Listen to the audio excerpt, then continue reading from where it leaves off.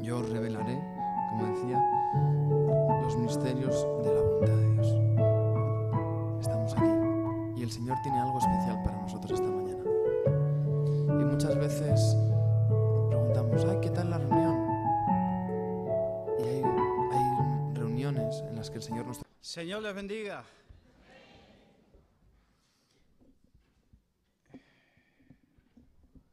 Aleluya. Hermanos, que podamos en esta libertad entender la palabra del Señor. Amén. Porque la palabra del Señor tiene que ser entendida. ¿Cuántos quieren entender? Hoy quiero traerles una palabra, básicamente es un libro, el libro de Levíticos. Quiero invitar a que abran la Biblia, en el libro de Levíticos capítulo 19. El libro de Levíticos no es muy usual que lo utilicemos para predicar porque es un libro... a muchos les puede resultar complicado. Y es más, hay muchos que cuando leen el libro de Levíticos dicen, pero eso es del Antiguo Testamento, es de la ley, no es para nosotros. Sin embargo, tenemos que entender que toda la Biblia, el Antiguo Testamento, y aunque sea la ley, es para nosotros. Amén. Porque nos muestra el corazón de Dios, nos enseña el corazón de Dios, cuál es su voluntad para con los hombres, o sea, para con nosotros. Y precisamente en el libro de Levíticos, capítulo 19, es una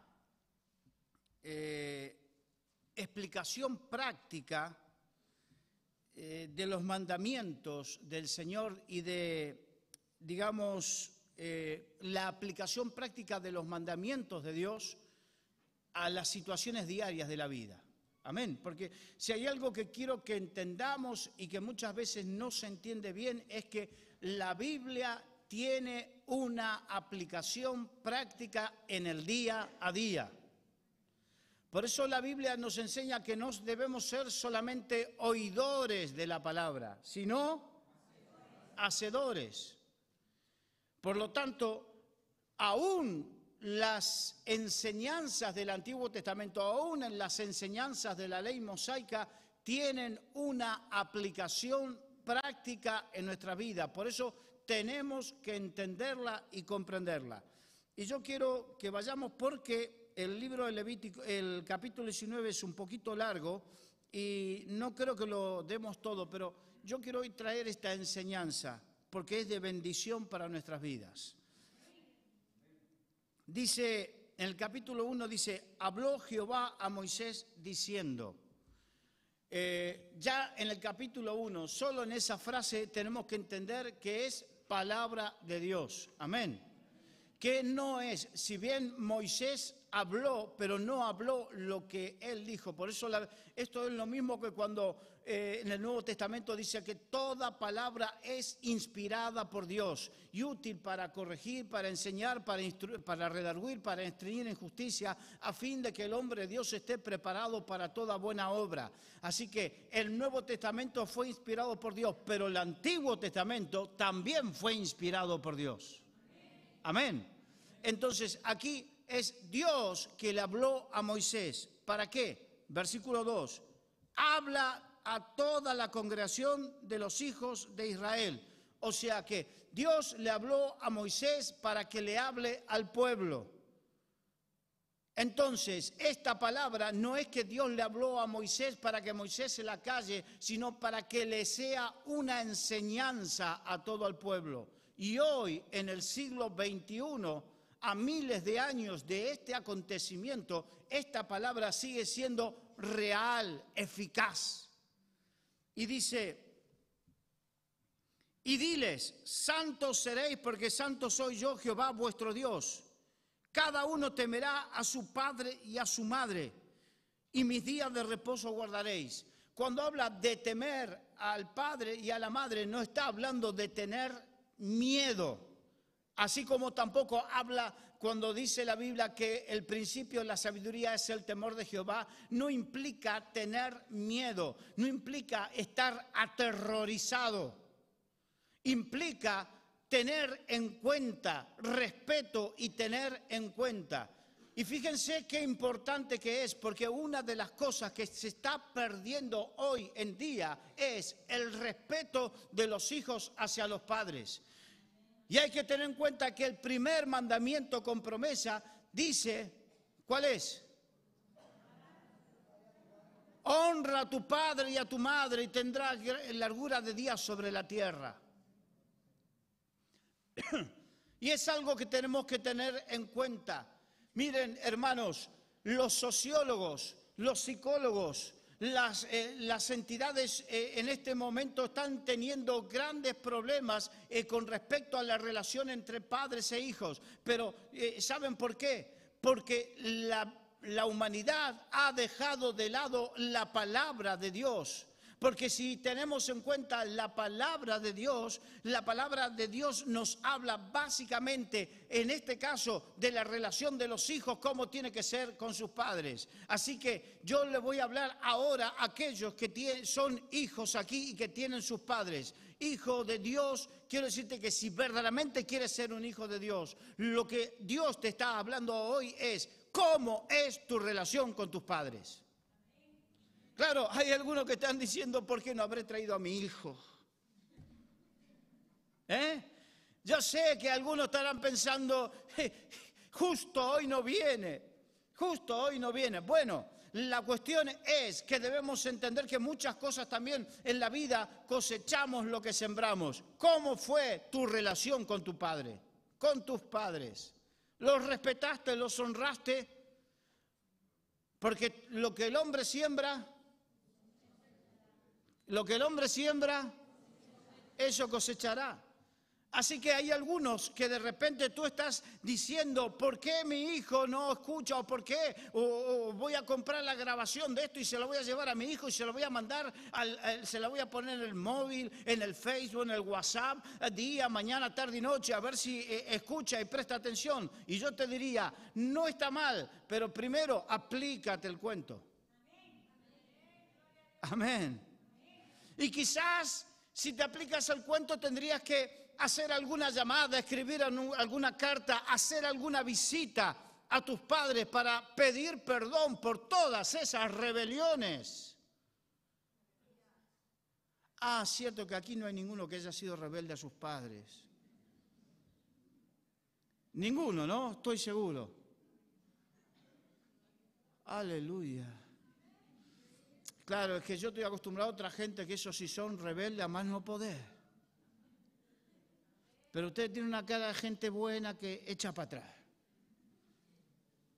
Así que recordemos, la Biblia nos habla de principios. No me va a dar el tiempo para todo lo que significa enseñar sobre los principios. Pero el principio es que, por ejemplo, Dios te va a medir con la misma vara con que tú mides. Amén.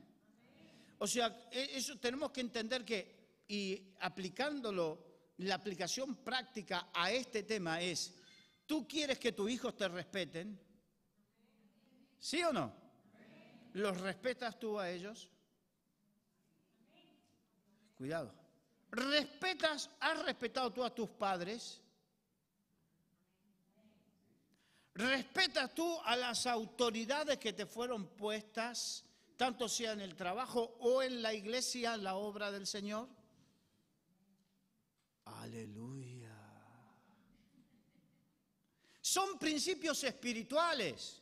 Miren, no me quiero alargar mucho porque esto da para mucho, pero fíjense, la Biblia dice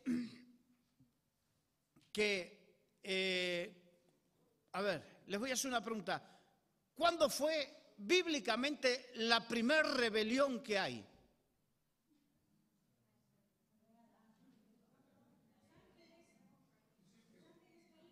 Los ángeles caídos, Satanás con los ángeles caídos. Amén. Satanás con los ángeles caídos fueron los primeros rebeldes y que no respetaron la autoridad y el principio que ellos estimaron es que ellos querían ser como Dios, ser igual a Dios. Por lo tanto, vemos que cuando nos rebelamos y no respetamos la autoridad es porque nos creemos en un principio de igualdad, en un plano de igualdad con ellos. Y eso es peligroso. Todos debemos entender que hay autoridad puesta por Dios. Y el que resiste la autoridad puesta por Dios, a Dios resiste. Amén. Por lo tanto, cuando tu hijo resiste tu autoridad como padre, cuando tu mujer resiste la autoridad de tu esposo, amigo, aquí sí. Mira, hermana, te lo voy a decir muy claro y yo sé que no es políticamente correcto. Pero si tú verdaderamente eres una hija de Dios, tú no tienes que dar lugar a los pensamientos feminazis. Una cosa es respetar a la mujer que tiene el mismo, fíjense, para el concepto de Dios, tiene la mujer el mismo honra, el mismo estima, el mismo amor. Amén. Dios no hace acepción de personas, dice la Biblia, ni por raza, ni por condición social, ni económica, ni por sexo.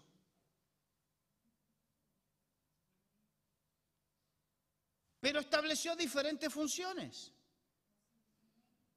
Complementarias, no significa una mejor que la otra, ni superior a la otra, complementarias. Pero por alguna razón que excede a lo que nosotros vamos a hablar ahora, porque si no nos centraríamos en eso, esas funciones complementarias implican que uno tenga una autoridad que significa responsabilidad. A mayor autoridad en el reino de los cielos significa mayor responsabilidad. Hombre, amado, machote, no es solamente decir yo tengo la autoridad porque soy la autoridad del hogar. Esa autoridad implica mayor responsabilidad. Aleluya.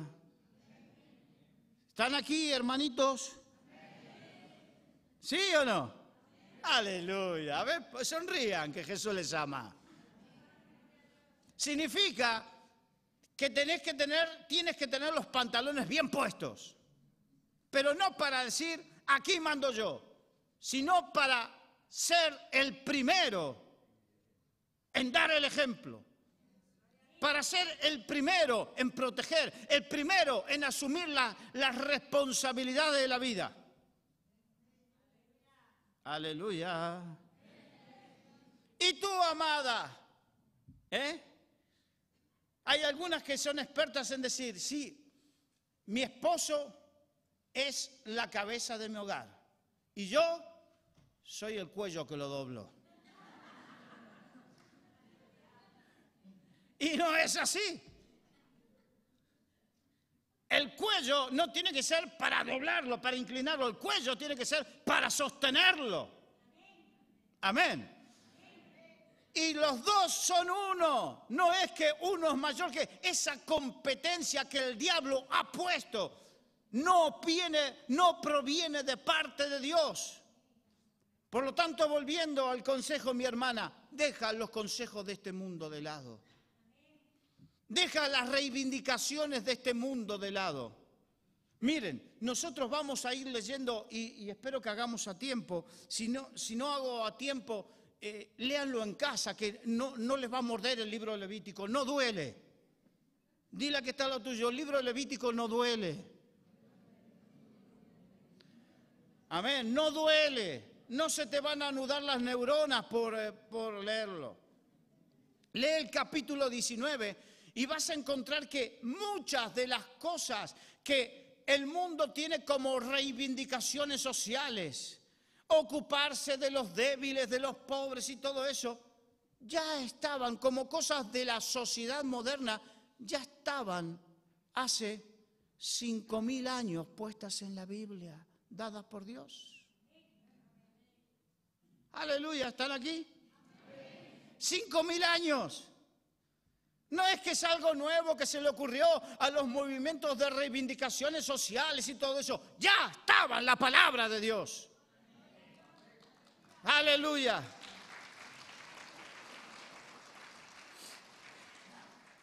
Y de repente muchos dicen, pero si estaban en la palabra de Dios, ¿por qué no se aplican? Porque precisamente la humanidad le da espalda a Dios y a su palabra.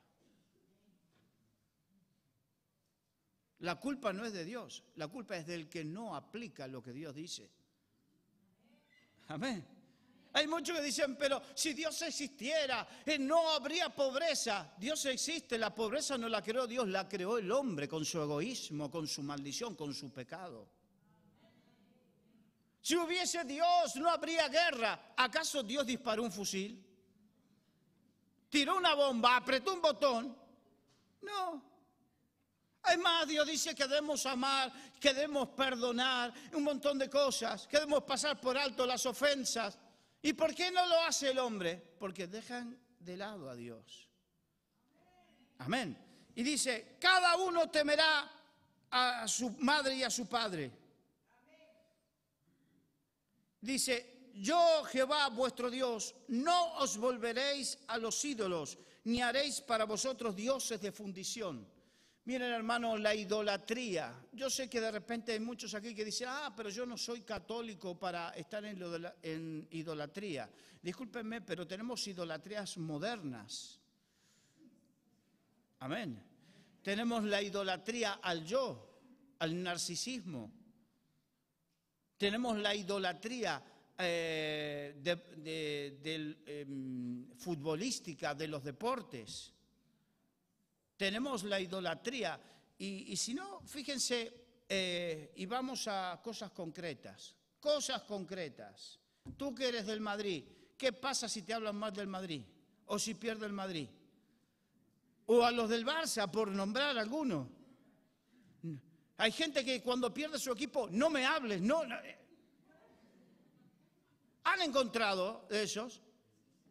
Y cristianos, hermano, cristianos que perdió su equipo y que ni se cruza el perro porque le pegan una patada y se va a convertir en el primer perro en hacer un viaje espacial. Lo ponen en órbita.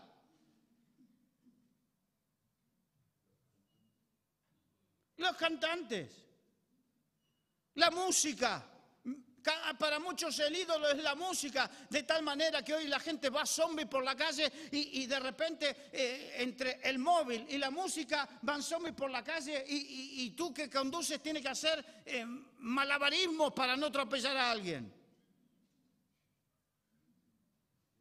Para otros el ídolo es estar permanentemente el último móvil de moda, la última zapatilla, lo último, eso es. Aleluya. ¿Se dan cuenta que la idolatría no es solamente tener una imagen? No es solamente, hay muchos aspectos de idolatría moderna y dentro de eso la idolatría evangélica. Los evangélicos que tenemos nuestra idolatría. Hay gente que tiene idolatría por este predicador, por este cantante, y lo sigue para todos lados, y de repente no siguen a Justin Bieber, pero siguen a este cantante como si fuese. Pablo dijo, ¿quiénes somos? ¿Quién es Pablo? ¿Quién es Apolo? ¿Quién es Pedro? Solamente somos siervos de Dios. Pero hay algunos que dicen, no, yo soy del pastor tal, yo soy del apóstol tal Pascual. ¿Y quiénes son? ¿Somos seguidores de hombres o seguidores de Cristo? Amén. La nueva y moderna idolatría. Y dentro de eso la idolatría evangélica. Cuidado. Amén. Versículo 5, y cuando ofreciereis sacrificios de ofrenda de paz a Jehová, ofreciendo de tal manera que seáis aceptos. O sea que o podemos ofrecer sacrificios y ofrenda, de tal manera debemos hacer lo que sean aceptos. O sea que Dios no acepta todo sacrificio aún con, miren, hay algunos que son expertos en sacarle los cuartos a la gente con el tema del diezmo y la ofrenda, pero yo quiero decirte una cosa, a mí no me interesa que tú seas de los que traigas el dinero en una carretilla de tanta cantidad, si después de todo tu corazón no está. El Señor dijo de su pueblo, este pueblo de labios me honra, mas su corazón está lejos de mí. ¿De qué vale que traigas el dinero en carretilla si tu corazón está lejos del Señor?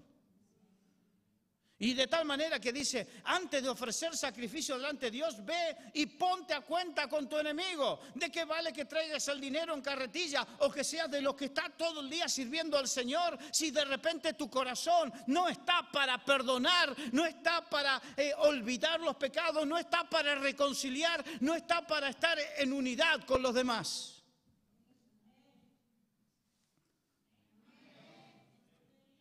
Que me pusieron unas luces ahí que no me deja ver cuán guapos son.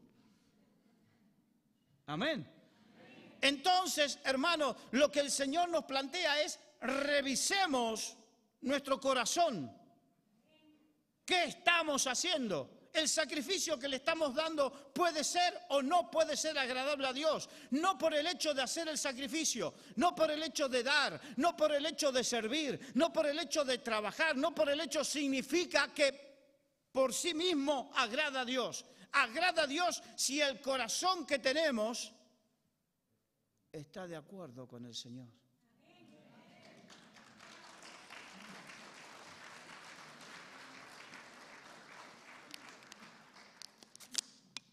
Así que mi hermano, y te voy a añadir algo más. No hay posibilidad de que aquel que tenga un corazón conforme al corazón de Dios, que después no quiera ofrendar, diezmar. Una persona que tiene el corazón conforme al corazón de Dios, no vamos a tener que estar detrás. Hermanito, ofrendas, diezma, mira que tienes que cumplir. No, solo, el Espíritu de Dios lo hace solo. Una persona que anda conforme al corazón de Dios, no le vas a tener que andar diciendo, hermano, ¿y cuándo te vas a decidir a servir al Señor? ¿Cuándo te vas a decidir a hacer algo para el Señor? Al contrario, hermano, cuando tú tienes el corazón para el Señor, aleluya, ya comienza a revolucionarse algo y dice, ay, cómo me gustaría ser como el hermanito aquel, cómo me gustaría ser tal o cual cosa, y está esperando que el pastor diga, hermano, se abren plazas, hay lugar en el reino de los cielos para servirle. Y ahí estás diciendo, ahí voy yo, ese es para mí, esta es mi oportunidad. Por eso cuando mira, si van varias veces que un pastor o un líder te dice, hermanito, ¿no te crees que ya es tiempo de que te involucres en algo, en la obra, en la iglesia? Y tú estás diciendo, estoy esperando el tiempo. Mira, no crees que eres espiritual, lo que estás haciendo es caqueándote.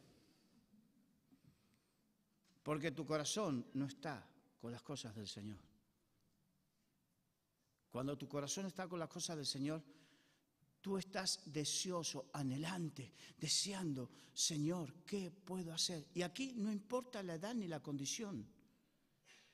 Porque puedo asegurarte, amado hermano y hermana, que Dios no necesita de que tú seas un joven, un todoterreno, que tengas esto, no necesita eso. Lo que necesita es la disposición de tu corazón. Y cuando uno tiene la disposición de corazón, ahí el Señor es el que abre puertas y Él es el que te utiliza como Él quiere. Amén. Qué bueno que tengas el deseo, Señor. Aquí hace unos minutos estaban adorando al Señor y había una presencia, me giro y estaban los hijos, los pequeñitos de nuestro hermano Tino, estaban adorando al Señor así, precioso, una imagen que era para sacarle una foto. Y miro hacia el otro lado y había una joven que estaba adorando al Señor, estaba ahí y se notaba que estaba la presencia del Señor. Aleluya, qué bonito. Pero escuchen. lo bonito de todo eso es que lo que deseo de todo corazón es que todo eso es que sea una adoración. La adoración a nuestro Dios se puede hacer de varias maneras. Cantando, yo sé que es muy bonito. Leyendo la palabra, porque una vez me enseñó un maestro de la palabra que me golpeó en el corazón y me dijo, no hay mayor adoración que pasar tiempo con el Señor leyendo su palabra.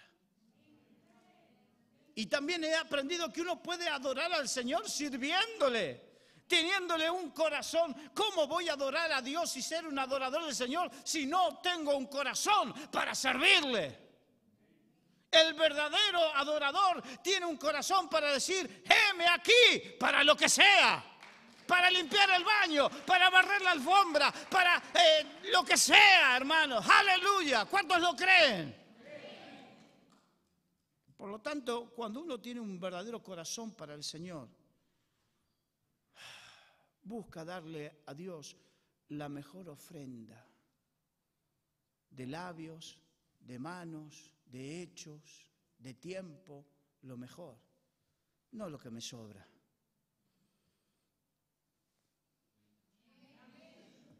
Amén. Aleluya. ¿Tú qué haces con las obras? Si tú invitas tienes un invitado distinguido en tu casa y de repente ese invitado distinguido viene y te honra visitando tu casa, porque cuando yo invito a alguien a mi casa y ese alguien acepta la invitación, me está honrando. Amén. Y como me está honrando, yo dentro de las posibilidades que tenga voy a ofrecerle lo mejor. No voy a agarrar lo que sobró la semana pasada, que estaba pensando, se lo doy al perro, lo tiro a la basura. Y digo, no, pobre perro, mejor lo tiro a la basura. Y de repente tengo un invitado y digo, antes de tirarlo a la basura, lo recalentamos y se lo sirvo. Verdaderamente estoy sintiendo que lo estoy honrando. ¿Qué le estás ofreciendo al Señor en tu vida? ¿Lo mejor o las obras? Ese es un termómetro para poder medir cómo verdaderamente lo estás adorando al Señor. ¿Cómo? Amén. Vamos a saltar hasta el versículo 9. Mira, dice, cuando ciegues la mies de tu tierra, no segarás hasta el último rincón de ella, ni espigarás tu tierra segada, y no rebuscarás tu viña, ni recogerás el fruto caído de tu viña, para el pobre y para el extranjero lo dejarás. Yo, Jehová, vuestro Dios. Miren, ¿saben que Dios se había ocupado del pobre aquí? En esa época no había ni planes sociales, no había seguridad social, no había ONGs, no había nada. Pero lo que había era una orden de Dios, que yo tenía, por ejemplo, mi tierra con la cual cultivaba, con la cual cosechaba y de la cual comía. Pero Dios me había establecido varias cosas. Una, que cada 7 años yo tenía que dejar la tierra en barbecho, significa que la tenía que dejar descansar. Lo que ahora dicen que los suelos están agotados en el mundo y que esto y que lo otro, en esa época no hacía falta abonar la tierra, cuando uno lo único que hacía era aceptar la palabra de Dios. Cada 7 años tenía que dejar la tierra así. Entonces la tierra se regeneraba sola. Y lo que hacía yo, lo que tenía que hacer era, todo lo que había en la tierra, si yo tenía árboles frutales, por ejemplo, si había una fruta que se caía, podía venir un extranjero, un pobre, la viuda, entrar en mi tierra, coger eso que se había caído y alimentarse, y yo no podía decir nada. Lo que quedaba en el árbol era mío, pero lo que se caía era de ellos, de los pobres. Y cuando yo recolectaba el trigo, y una vez que recolectaba toda la espiga con el trigo, lo que quedaba entre los rastrojos no tenía que ser una rata de esas que todo para mí, me lo quedo y no dejo nada para los demás, estaba prohibido por la ley de Jehová. La ley de Jehová decía que lo que quedaba ahí no era para mí, no me pertenecía, aunque estuviese en mi terreno y haya sido mi semilla y haya sido mi trabajo, le pertenecía al pobre y al extranjero. ¿Vieron cómo Dios ya se ocupaba? O sea que no necesitamos más leyes sociales, lo que necesitamos más corazones vueltos a la ley de Jehová.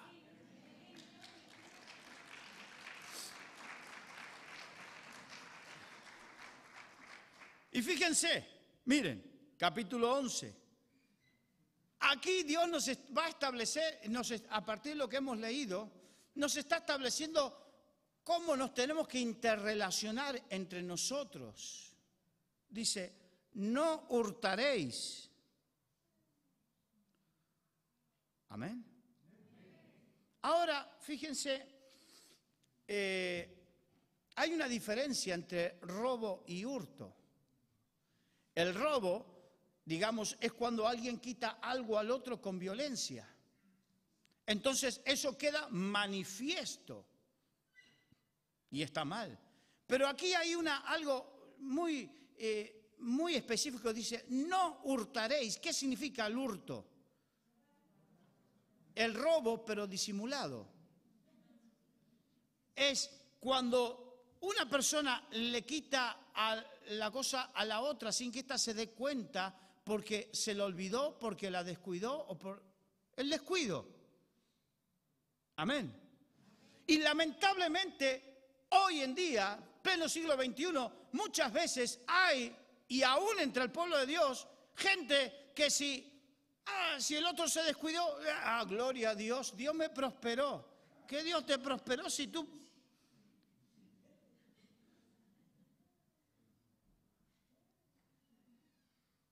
¿Están aquí? No. Hay muchos que dirán, ¿cómo puede ser? Pero ¿saben cuántos cristianos?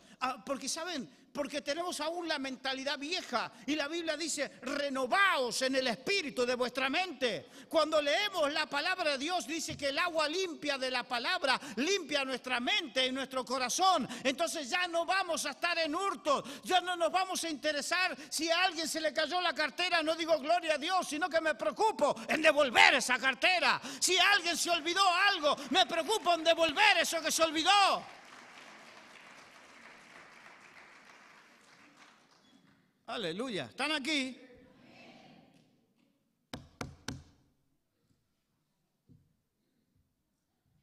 Y no engañaréis. No engañaréis. No nos debemos engañar. Todo tipo de mentiras. O sea, la mentira, porque dice, ni mentiréis el uno al otro. Todo tipo de mentira.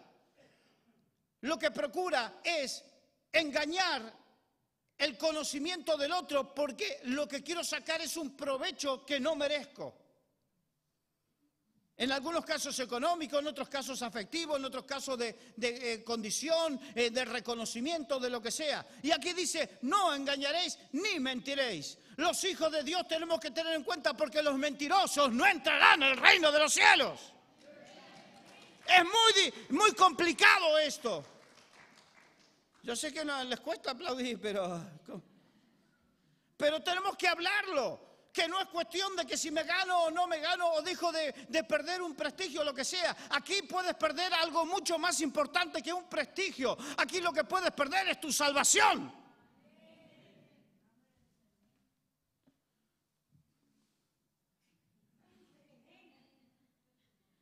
Fíjense, ¿algunos de ustedes saben lo que significa la palabra diablo? Engañador. En sí significa padre de mentiras. Por eso Jesús le dijo, vosotros sois de vuestro padre, el diablo. ¿Por qué? Porque eran engañadores y mentirosos. O sea, que el que engaña y el que miente, lo que hace es indirectamente, aunque no lo quiera, se convierte en aquel que lo tiene por norma de su vida o como forma de salir airoso de las situaciones, se convierte en hijo del diablo. Aleluya. Aunque se crea hijo de Dios. Claro, es que hay algunos que quieren santificar el engaño. ¿De qué manera? Dicen, es que para sacar un provecho, es que lo justifican. No, no tiene justificación. Al contrario, acarreas maldición por sobre aquello que tú quieres bendecir.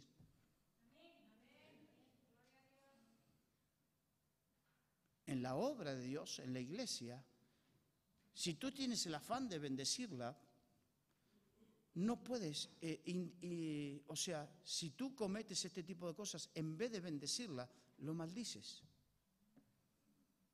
Recuerden el anatema. El pueblo de Israel tuvo una gran victoria de parte de Dios contra Jericó. Pero la orden de Dios era que no se queden con nada que no corresponda. Pero hay algunos que se les ocurrió quedarse con unos tapices, que habían encontrado unos tapices y alguno dijo, oh, para la tienda, qué bendición, es para la tienda, porque ellos vivían en tiendas en el desierto, qué bien que quedará, ya nos vamos a tener los pies fríos, será una bendición para los chicos. Y claro, nos podemos hacer una serie de argumentos increíbles. Después de Jericó tocó una pequeña ciudad llamada Jai. Y resulta que obtuvieron una gran derrota. Y cuando fueron a consultar a Jehová, ¿qué descubrieron? Que alguien que presumiblemente había encontrado algo que tendría que ser de bendición, que podría llegar a ser de bendición, pero en vez de ser de bendición fue de maldición. Aleluya. ¿Tú quieres bendecir tu hogar? ¿Y tú te piensas que con engaños y con mentiras tú bendices tu hogar? Aunque consigas mayor beneficio económico, aunque consigas cosas que de repente se te pueden iluminar los ojos, lo importante no es eso, lo importante es la bendición de Jehová, que es la que enriquece y no añade con ella tristeza.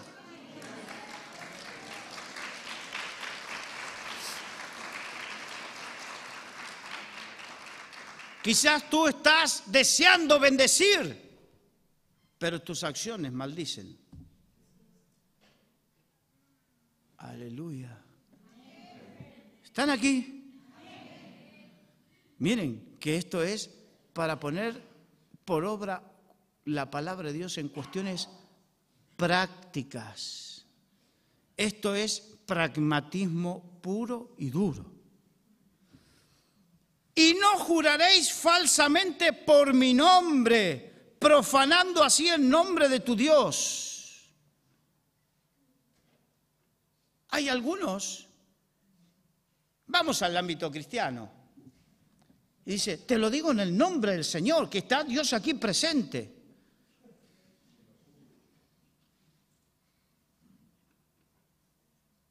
¿Y por qué utilizas el nombre del Señor? La Biblia dice que no debemos utilizar el nombre de Dios en vano. ¿Por qué utilizas el nombre del Señor para dar veracidad? ¿Acaso tu palabra no vale o qué? ¿O quieres darle signo de veracidad o verosimilitud a algo que no lo tiene? Entonces utilizas el nombre del Señor para...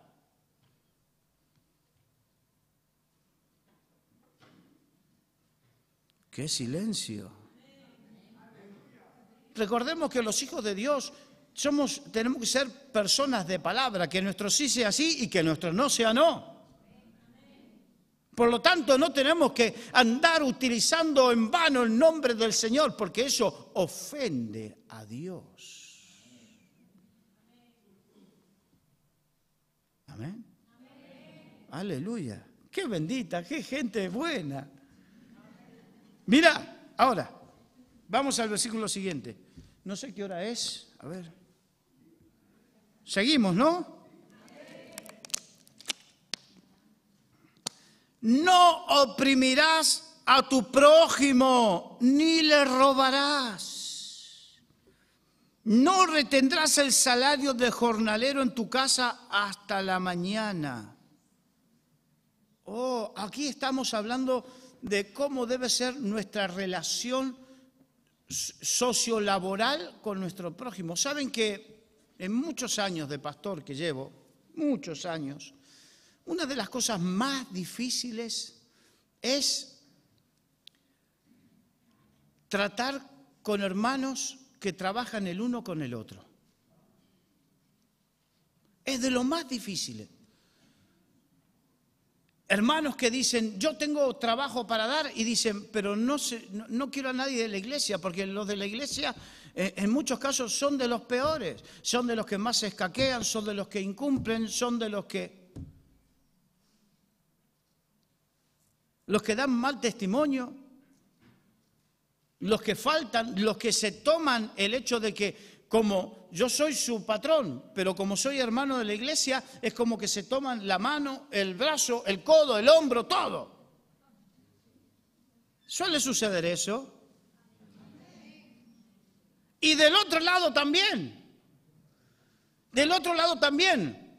Gente que contrata y que no paga como tiene que pagar. Le miente. Le dice, mañana te pago, y no le paga, le dice, le descuenta dinero por cualquier cosa. Aquí dice que no debemos jugar con el prójimo, sea hermano o no sea hermano. Que debemos ser leales. No oprimirás a tu prójimo. Y en esto, miren, estamos en una época donde en España se ha pasado de una crisis donde los diferentes gobiernos, tanto el gobierno del doctor Rodríguez Zapatero como el de Mariano Rajoy, han tenido que uno iniciar y el otro profundizar una reforma laboral para poder salir de la crisis a petición de los empresarios.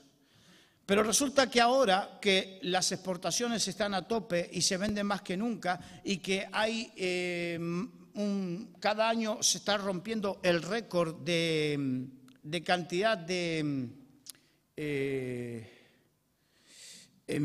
visitantes, de turistas, que la economía está dando pasos agigantados. Pero resulta que los empresarios no están respondiendo ahora a sus empleados de la misma manera, y no le están aumentando el sueldo conforme a ellos están aumentando sus ganancias, sino que por el contrario, es más, en estos momentos hay bancos que están ganando más que antes y están despidiendo gente y un montón de cosas, y están jugando. No retendrás el salario del jornalero. Y hay otros versículos bíblicos que van desde profecías en Isaías hasta consejos en el libro Santiago, donde dice, ¡ay del que juega con el jornal del jornalero!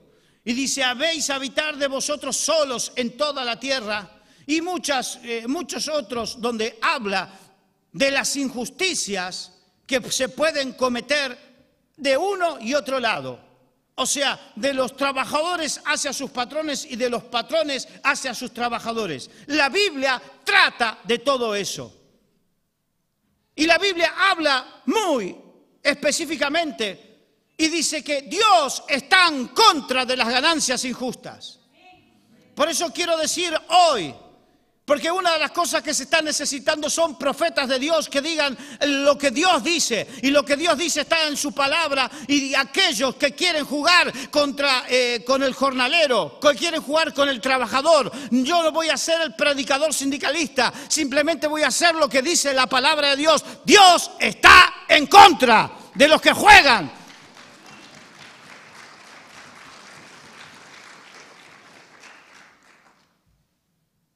Y de repente, yo no sé hasta dónde puede llegar esta prédica por redes sociales, pero sí puedo decir una cosa. que se podrán reunir los poderosos del mundo y querer dictaminar cómo se hacen las cosas, pero quiero decirles que Dios está en contra. Y cuando Dios está en contra, hay amigo. Recordemos que el mundo se juntó y en vez de hacer la voluntad de Dios, que era esparcirse por toda la tierra, ellos se propusieron en su corazón y se juntaron y quisieron sí o sí hacer la Torre de Babel. Y después de la Torre de Babel lo único que hubo confusión y Dios los dispersó. Cuando se quieren unir y hacer las cosas en contra de la voluntad de Dios, lo único que hacen es luchar contra Dios y habrá confusión sobre ellos. No lo digo yo, yo soy un simple predicador. Pero Dios dice en su palabra, marchítase la hierba, sécase la flor, mas la palabra del Dios nuestro permanecerá para siempre. Amén, aleluya. Y la palabra de Dios no pasa. Que me escuchen, que escuchen los poderosos. La palabra de Dios no pasa.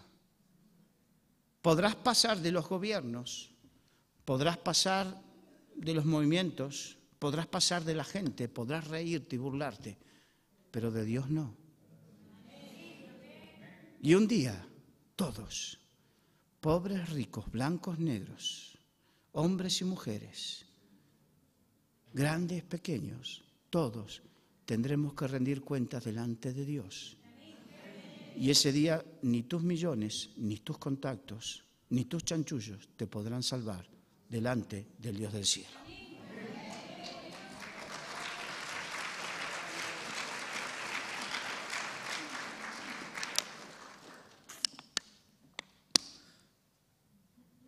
No maldecirás al sordo y delante del ciego no pondrás tropiezo, sino que tendrás temor de Jehová tu Dios. Amén. Habla de los más débiles. No poner tropiezo a los más débiles. Respetar al más débil. Estamos en una época donde nos burlamos y tenemos que enseñar, cuidado que en estos días nos estamos horrorizando. Hace unos 10 días ocurrió un hecho desgraciado en el sur de España donde en un colegio 4 o 5 niños violaron a otro niño magrebí.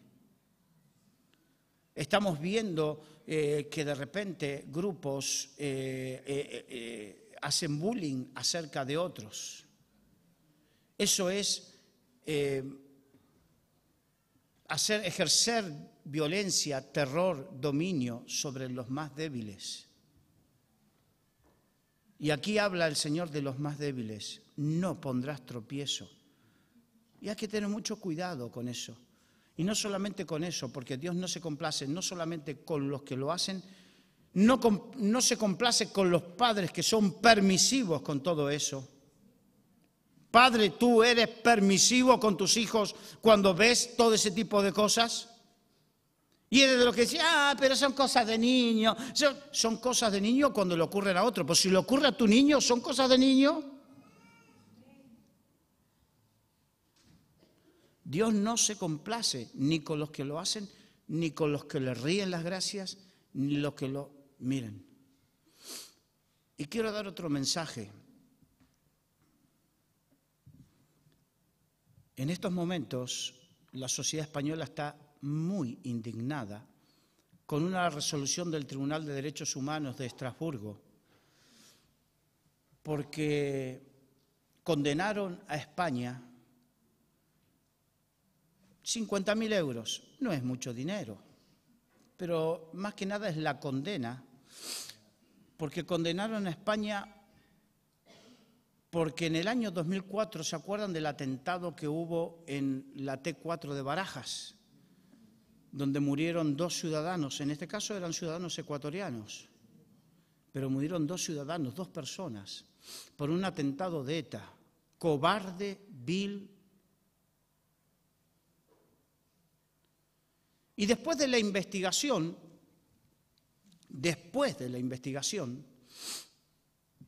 la Guardia Civil acorraló y capturó a los dos que hicieron este atentado. Y en el forcejeo, porque, escúchenme, estimados jueces del Tribunal Supremo de Derechos Humanos de Estrasburgo, yo no creo que nadie, y más un asesino, cuando se va y la Guardia Civil va y ellos dicen, es la Guardia Civil, me vienen a atender, entonces me quedo quietito.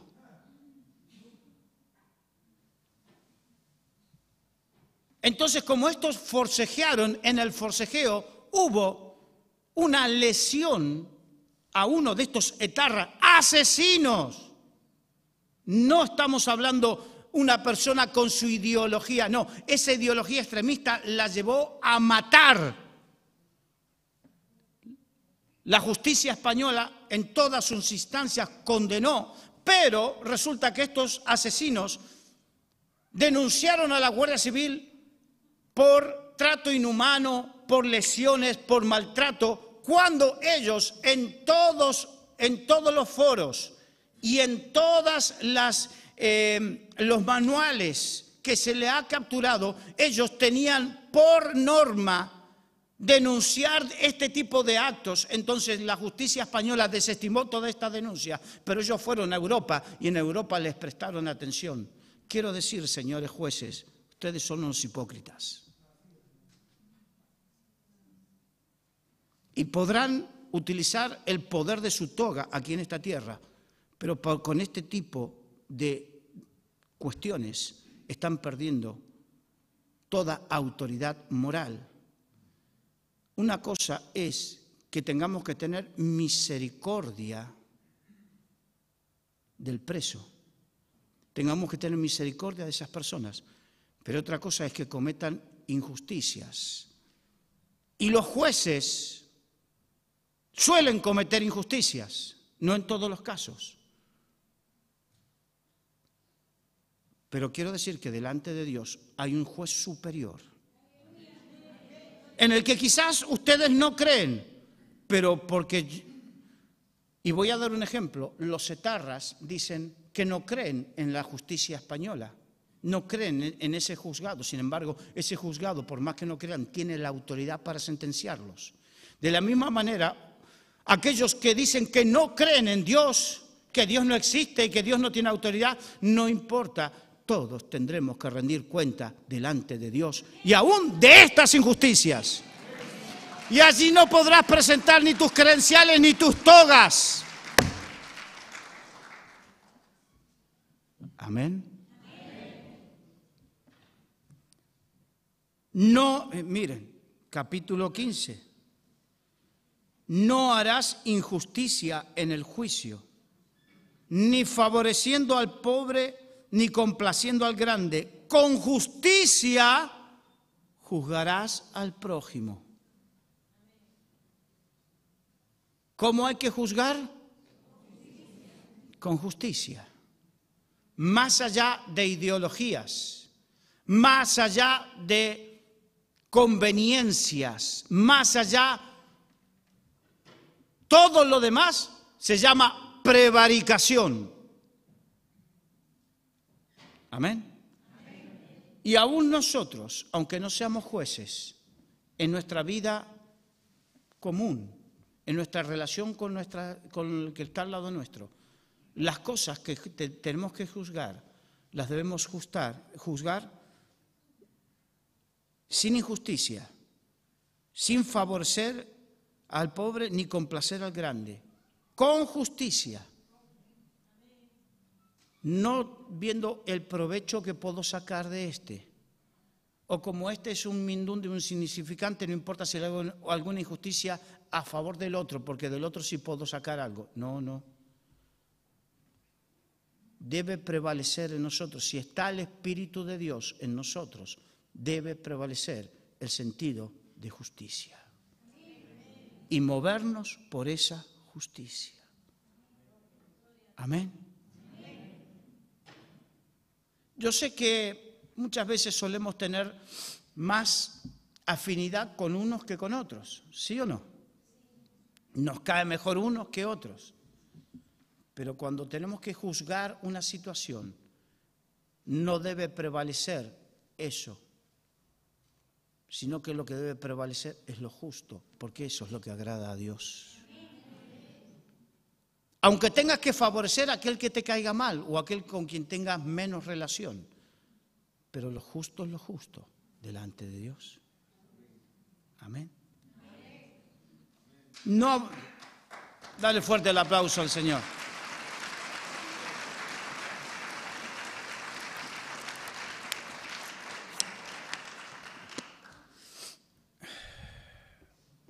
No aborrecerás a tu hermano en tu corazón, razonarás con tu prójimo para que no participes de su pecado.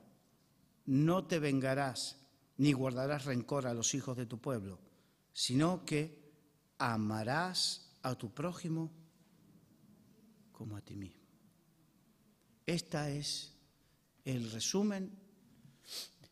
El resumen de la ley y los profetas se hizo en dos mandamientos. Los 10 mandamientos se resumieron en 2. Amarás al Señor tu Dios con todo tu corazón, con toda tu mente, con toda tu alma, con todo tu espíritu.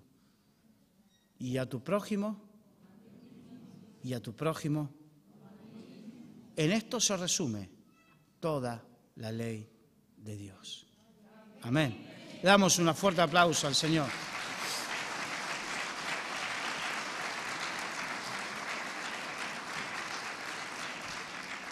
Vamos a cerrar los ojos, por favor.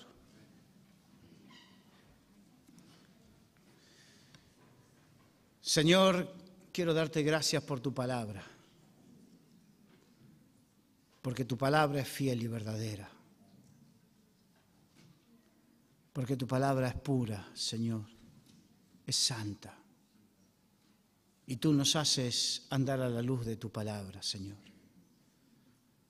Y te pedimos, Señor, que nos ayudes a esta palabra a ponerla por obra en nuestras vidas. Que podamos vivir por esta palabra, Señor. Porque el cielo y la tierra pasará, mas tu palabra no pasará.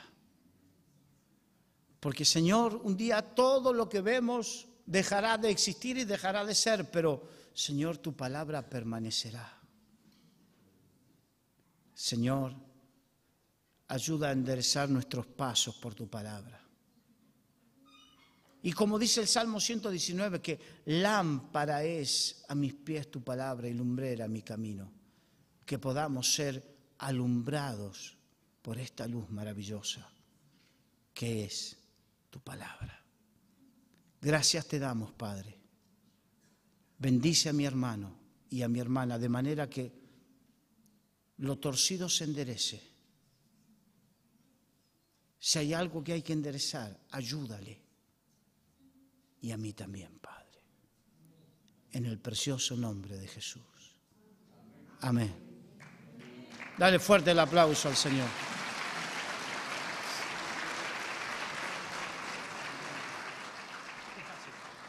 ¿Qué pasa ya? Bien, hermanos. Me han pedido algo precioso, que es la presentación de un niño, Miguel Alejandro. Amén. Mientras van pasando, les quiero contar que ¿por qué presentamos a los niños? Porque a Jesús lo han presentado. Porque lo que queremos es la bendición de Dios sobre los niños, que los guarde y los proteja, hasta cuando ellos tengan la capacidad de tomar su propia decisión. Si pasan, por favor. Él es Miguel Alejandro, su padre Emeterio y su madre Donata. Así es. Y lo que queremos es presentarlo delante de Dios como fue presentado Jesús. Que Dios lo guarde, lo bendiga, lo proteja. Y que cuando Él tenga la edad suficiente, el conocimiento, la capacidad, La Biblia dice que ellos son inocentes. Inocencia significa que no tiene ciencia, no tiene conocimiento del bien y del mal. Por lo tanto, él no puede ser bautizado, porque la Biblia dice que uno se bautiza para perdón de pecados. Y él no tiene conciencia en estos momentos. Lo único que tiene conciencia es de cuando tiene hambre y cuando tiene ganas de hacer caca. ¿Es verdad o no? Por lo tanto, no se les puede bautizar en esta época de su vida. Entonces, lo que la Biblia nos enseña es a presentarlo delante de Dios, a orar por ellos. Amén. ¿Me lo permites? Quiero invitarlos a que se pongan de pie y oren por él como si fuese tu hijo, tu sobrino, tu nieto, tu hermanito. Padre, te damos gracias por Miguel Alejandro. Te damos gracias porque es una bendición. Señor, te damos gracias por su vida. Te damos gracias porque, Señor, el milagro de la vida que tú has hecho en él es maravilloso, Señor, como en cada niño. Y queremos presentarlo, Señor, por voluntad de sus padres, delante de ti, para que tú lo guardes, lo bendigas, lo protejas. Para que, Señor, todo plan del enemigo sobre su vida se corte por el poder de tu nombre, en el nombre de Jesús. Y que tú estés trayendo tu paz, tu salud física, emocional, espiritual. Y que estés derramando, Señor, sobre él tu gracia para que él pueda conocerte personalmente. Y te pido por sus padres para que les des gracias.